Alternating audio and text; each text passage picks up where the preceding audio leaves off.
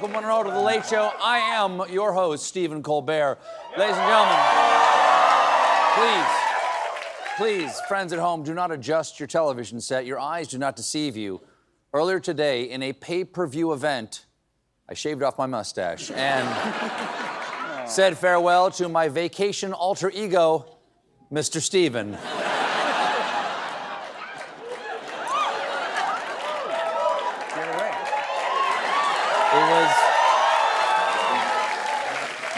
Mr. Steven was just too beautiful for this world. Also, HR got involved. Apparently, it's an OSHA violation to be that sexy at work. What else is happening about me? Oh, The Late Show got nominated for an Emmy today.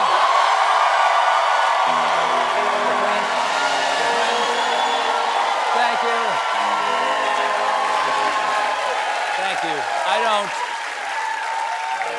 Thank you, French. I don't know what makes me more nervous, seeing if we can bring back some gold or seeing if I still fit into my tuxedo.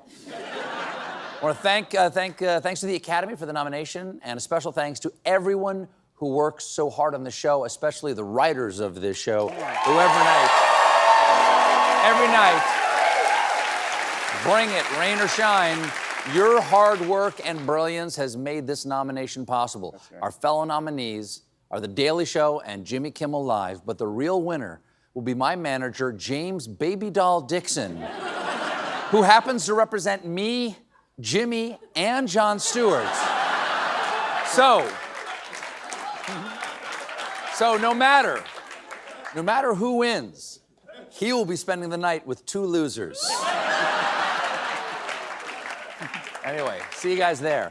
The Emmy nomination isn't the only reason I'm feeling good. I'm also feeling happy because last night's torrential rains are over and New York City is no longer flooded. You guys? Yep. Yeah. The waters have receded and miraculously, God spared 2 of every rat.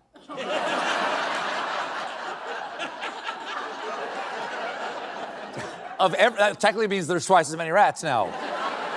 Yesterday, New York and New Jersey got slammed with thunderstorms and flash floods. Between 7 and 8 p.m., New York City experienced its second wettest hour on record. The wettest hour was when Jeremy Allen White appeared on this billboard in Soho.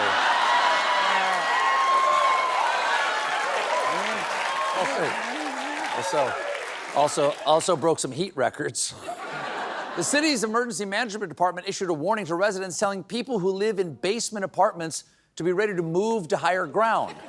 To which landlords said, "What basement apartment? This is a sun-drenched garden unit with a kitchen toilet minus the sun, garden, and kitchen." Just look what happened to the Lincoln Square movie theater just north of here. That was either from the torrential rain or someone in the theater above spilled one large Diet Coke. Very large. Yeah. Mm-hmm. Yep. That's very large. Really good. The popcorn. Yep. Mm-hmm. Folks in the subways got caught in the flood. Here's one train conductor trying to keep the mood light. Oh, man. Somebody needs a diaper. Wow. That's fun. But also, now the intercoms work? Oh, the sound system is perfectly tuned when it's open mic night on the Uptown One. But when there's a delay, it's always like, Next Francis, Everett, Cat Francis, from the doors, Francis, Montegassi, Ariano de la Puerta.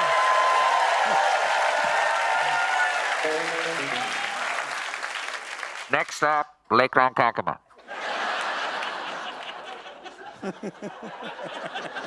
Rain also commuted over to New Jersey for a bit. In North Plainfield, a whole dumpster was spotted floating down the street.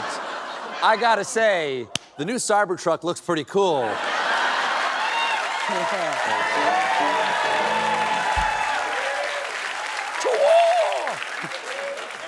Yesterday, Trump joined religious leaders for something called a faith luncheon, where the president showed that he understands his audience.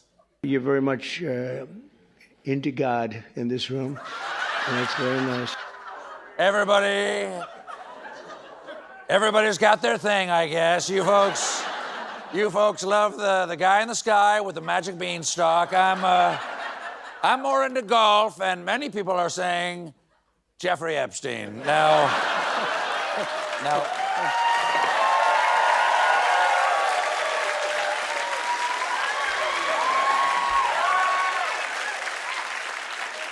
Trump also spoke about how his big new beautiful bill will help some of God's most cherished creatures, ugly rich dudes with hot wives.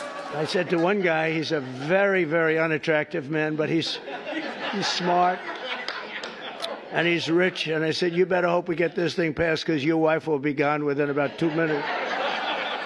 He said, you're right. It's like, no, it's true. It's like that Disney movie where the hot girl meets a hideous beast, but she loves him because he's got a luxurious castle where she can just sit back and watch a candle have sex with a little broom.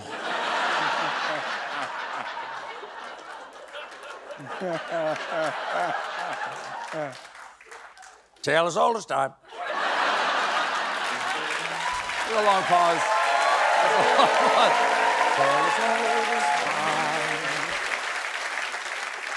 Trump got elected last year by making two promises: racism and bringing down inflation using racism. So far, not so great, because thanks in part to Trump's tariffs, today we learned that in June, inflation went up almost 3%.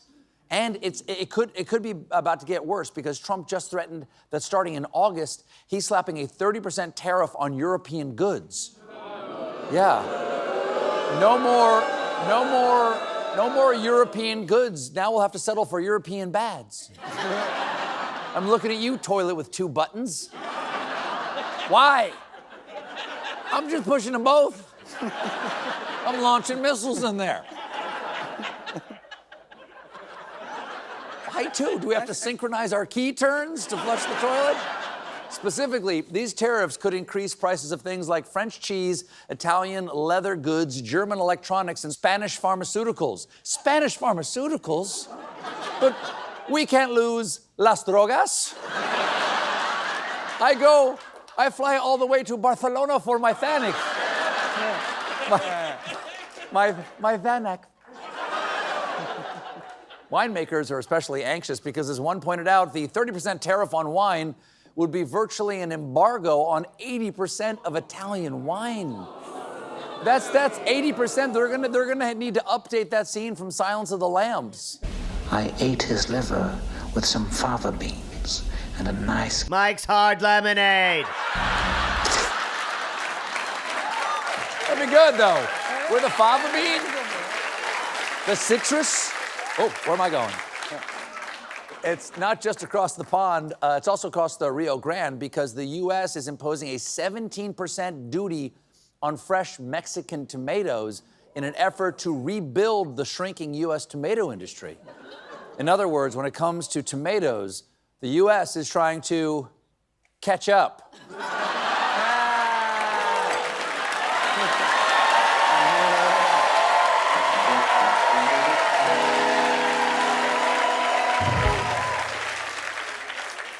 This is terrible news, because Mexican tomatoes are vine ripened, while their U.S. competitors from Texas and Florida are mostly picked while still bright green and rock hard. And then they turn pink by spending several days or more in a room filled with ethylene gas. Yeah, that's why down in Florida, you can buy one of those novelty t-shirts. I like my men like my tomatoes, rock hard and full of gas. Wow. Speaking of chemical stimulants, Elon Musk, he may officially be out of the White House, but he's still getting government contracts. We just learned that the Defense Department will begin using Grok, Musk's artificial intelligence chatbot. No, you can't let an evil AI into the department that controls our nukes. Haven't you seen the new Mission Impossible? Once the entity's inside, the only way to prevent global annihilation is for Tom Cruise to take his shirt off inside a submarine.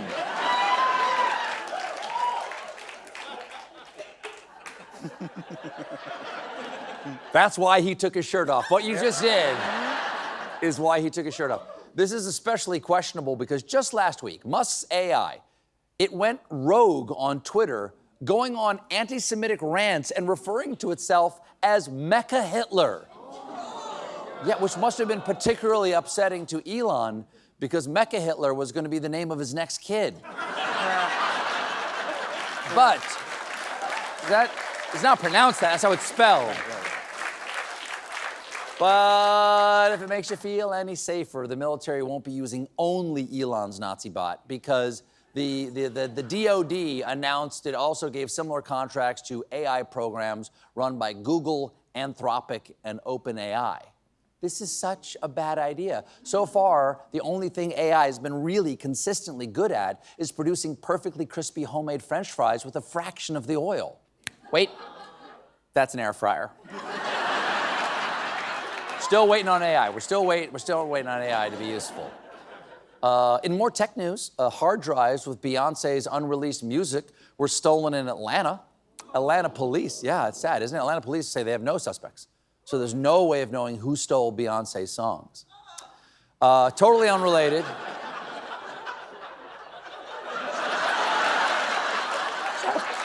Was that you? Man, was that you? Lift your head up. Can we get a shot of this woman? Can we get a shot of this woman? She took that hard. Ma'am, you took that really hard. Are you really upset? It is mothered. That is mothered. I'd go so far as to say boots, King. No.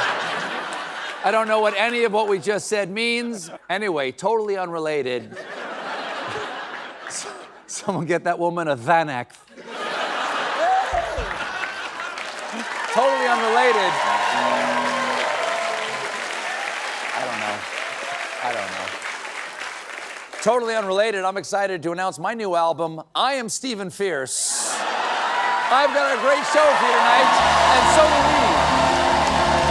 Comedian Meg Stalter is here, but when we come back, I sit down with Joaquin